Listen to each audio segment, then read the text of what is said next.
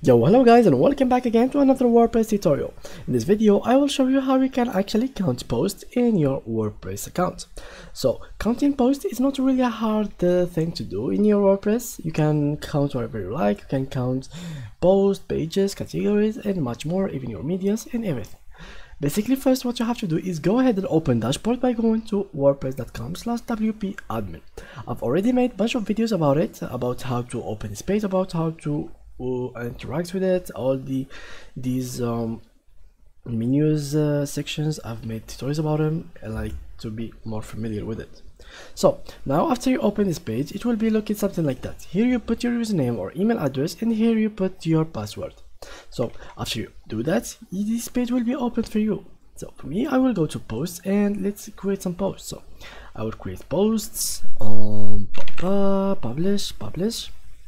Once again, go to posts and a new, publish, and we keep doing it like as much as we want. So something like that, publish again, and add new, and just like that. I think we add a new one more and we'll be done with it. So as you can see, now we want to count how much posts do we have in our website. It's pretty simple. You just go to posts, and from here you can check. Here we have the number, which is 5, or and much more. You can find which ones are published. Click on published and you find how many posts are published.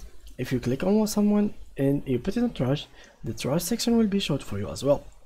There is multiple options, like you can edit some from here, you can quick edit, you can view them, you can make them trash, and here you can delete them permanently. And the same thing that we've done here, we can apply it on pages, categories, and media.